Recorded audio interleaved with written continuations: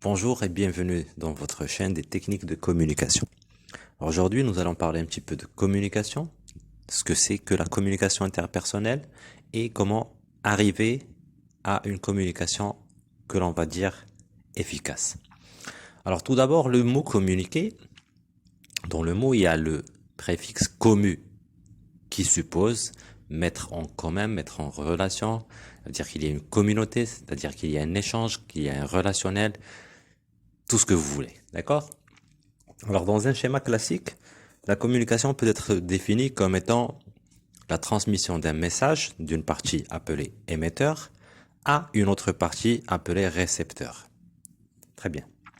Alors, ce message, il va transiter, bien sûr, à travers un canal.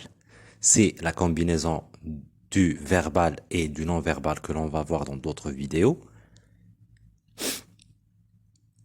Et puis, émetteur et récepteur vont s'échanger de rôle. Nous allons comprendre comment et pourquoi. D'accord?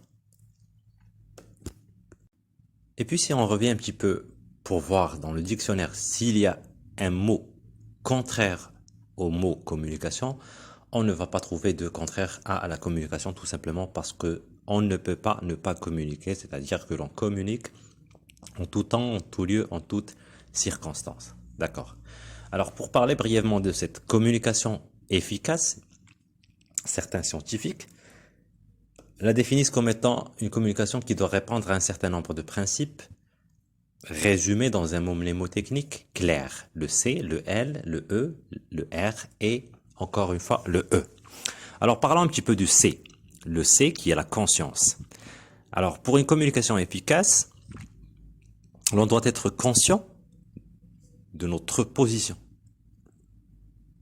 Voilà donc, l'on doit être conscient de notre position dans ce discours, dans cet échange. Suis-je un père, un parent, un chef, un subordonné? Donc ça dépend des situations, ça dépend des circonstances. Conscient de la position de la personne à qui je m'adresse ou bien les personnes à qui je m'adresse. Est-ce mon supérieur? Est-ce mon gosse? Est-ce mon ami, mon père, ce que vous voulez, d'accord?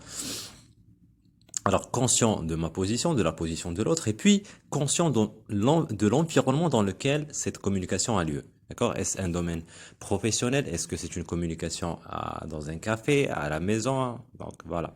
Donc, conscient de l'environnement où se déroule cette communication. Très bien. Alors, cette conscience nous renvoie immédiatement à le R. Alors, le R qui est la réciprocité. D'accord? Parce que cet échange se déroule entre un émetteur et puis un récepteur. Alors, cela suppose une réciprocité. Moi, qu'est-ce que j'attends de mon interlocuteur ou bien de mes interlocuteurs? J'attends une réaction, j'attends un feedback. Alors, ce feedback, s'il est trop positif, il va nuire à la communication. S'il est trop négatif, il va également nuire à la communication. Alors, ce qu'on recherche, c'est une réciprocité, c'est un équilibre. Alors, un feedback trop positif serait la situation où vous vous adressez à quelqu'un qui est en train de dire que tout est bon, tout est bon, tout est bon, tout est bon. Il veut juste se débarrasser de votre dialogue ou je ne sais pas moi, qu'est-ce qui lui passe par la tête.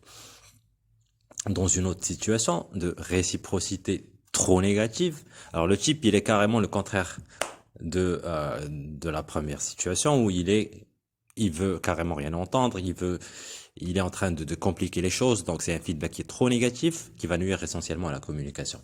Alors ce que l'on recherche, c'est cette zone d'équilibre où il n'y aurait pas de dominant, où il n'y aurait pas de dominé. Les deux doivent faire l'effort pour bien s'entendre. Et c'est finalement l'objectif de la communication, c'est-à-dire de transmettre, de convaincre, d'aboutir à une communication efficace. Alors le C, conscience, le R, la réciprocité. Bonjour et bienvenue dans votre chaîne des techniques de communication. Aujourd'hui, nous allons parler un petit peu de